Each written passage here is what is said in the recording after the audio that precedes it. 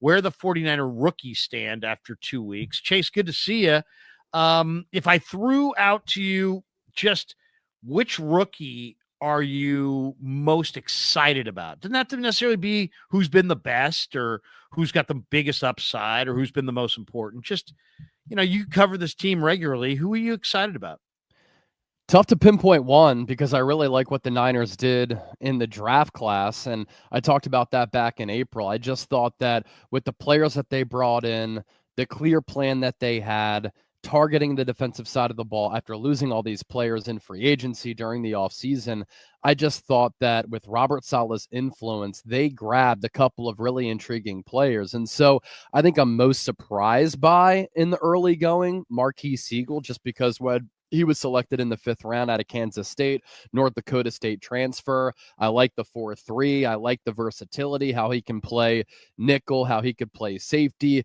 It's just I didn't expect him to be a starter week 1, and I don't think anybody really expected him to start on the field week 1 against the Seattle Seahawks. And the way that he's been able to fly around, the speed in which he plays with, I know he got beat by Juwan Johnson on that good ball by Spencer Rattler in week 2, but that's a really tough assignment for him because Juwan Johnson is such a big tight end.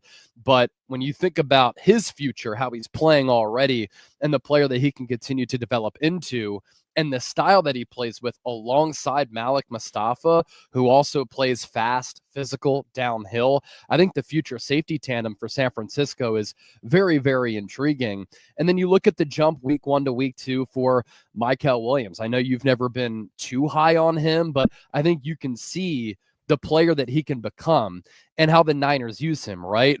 Early downs as defensive end, later downs, defensive tackle.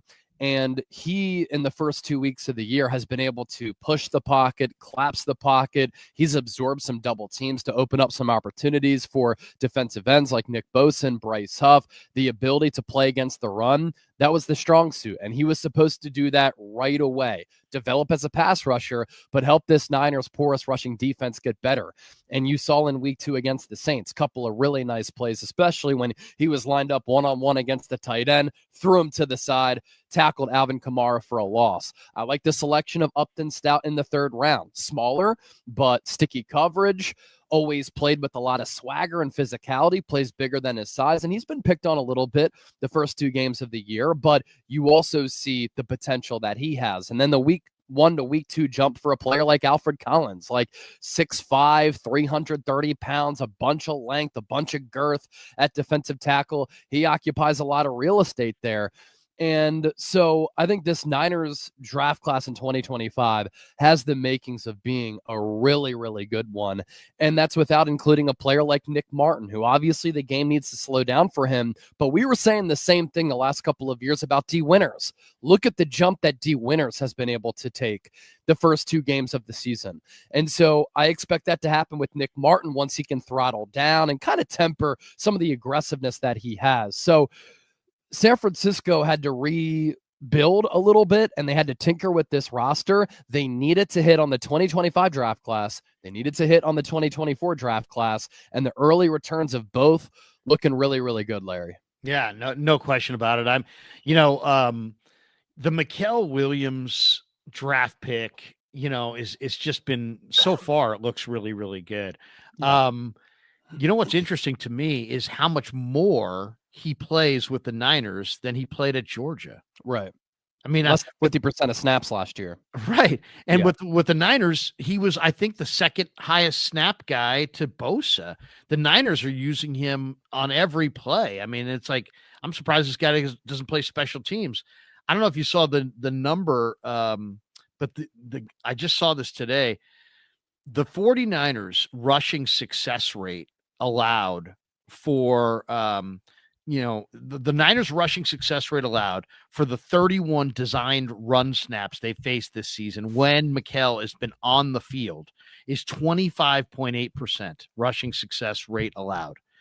The second number, 66.7%, is the 49ers rushing success rate allowed for the 21 designed run snaps they faced this season when Mykel has not been on the field.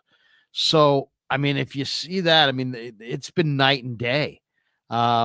the presence that he has in the run game on early downs is undeniable. Yep. I would say Mykel Williams is very exciting, but if you said to me the most exciting, well, I'm really excited about Nick Martin. I'm really excited about Jordan Watkins. I'm really excited about Upton Stout.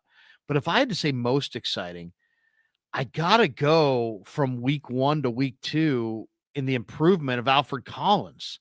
Yep. Alfred Collins in week 1 was getting kicked out of the club, turned around, booted off the line of scrimmage. At one point, he turned his back to the play and was like being pushed out backwards. He just looked like he'd never played before.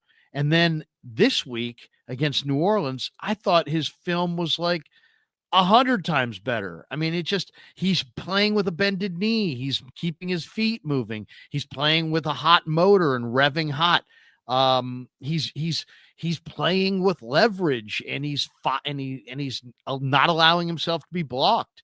So I'm really excited by the growth in Alfred Collins from week 1 to week 2, because if that's the trajectory of improvement that he's on, he is going to be a really, really good player before long. And then the other guy is Connor Colby. I mean, Connor Colby was a 7th round draft pick, and he looks like he's going to be a 10-year starter at guard. That's what he looks like to me. Yeah, and I didn't include Connor Colby. Jordan Watkins, we'll see what happens with the calf injury that he suffered the other day in practice, but hopefully he can stay healthy because he was durable in college. But that's 4.3 speed and ball tracking ability and the ability to create after the catch that Jordan Watkins possesses. And all of a sudden, the Niners have kind of a logjam at the wide receiver spot, especially when Brandon Ayuk comes back. So we'll see what happens with him, but I'm a believer in the player, and I thought he was impressive during training camp and in the preseason. But with Connor Colby, I know you and I talk so much about the offensive line, and we nerd out about offensive line play because I think it's so important. And you agree with me that you can really determine games a lot if you can control the trenches. And Connor Colby over Ben Barch, huge upgrade.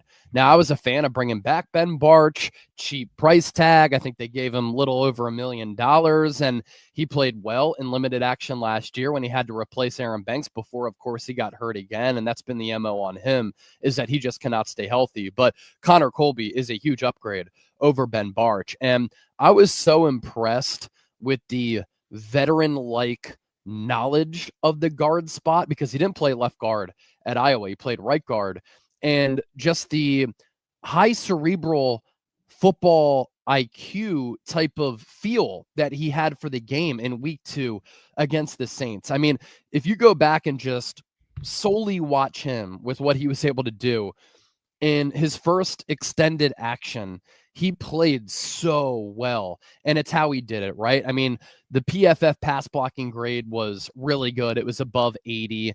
He had the lowest blown block percentage among all of the Niners offensive line, and 5 of the 6 highest graded players for San Francisco in week 2 were offensive linemen. So that's telling. And I thought the offensive line just as a whole played so well in protecting Mac Jones because they needed to. He doesn't give you the mobility that Brock Purdy has. But, with Colby, it's being able to block one guy, pass him off, and then block the other guy. It's the original block and then climbing to the second level. And for a guy who's 6'5", he had a really good relative athletic score, but he has such good bend and plays with such good leverage for a guy that's that size, because usually when you play guard, you're a little bit shorter. These are former offensive tackles who slide inside because they don't have the height or the length. But Colby is really tall, but he still plays with really good bend, which is a great sign for him. He just looks to be a really good scheme fit. And what's crazy is that he's further along now as a pass blocker than a run blocker. And coming out of Iowa, they did a lot of outside zone running the ball with the Hawkeyes. And so you thought he was going to be further along as a run blocker than a pass blocker. But I'll take that because pass blocking is a lot more difficult. But he is really showing veteran-like play already with some of the reps that we've seen. And for this offensive line as a whole, he's playing really well. Jake Brendel has played very well, according to PFF, the first 2 weeks. Now, he's allowed some pressures, and I don't think he's strong with an anchor, but that's great. Colton McKivitz is also playing really good football. So San Francisco's offensive line, their defense with the youth, big question marks going into the year. So far, so good with both of those areas, though, which is a great sign for San Francisco.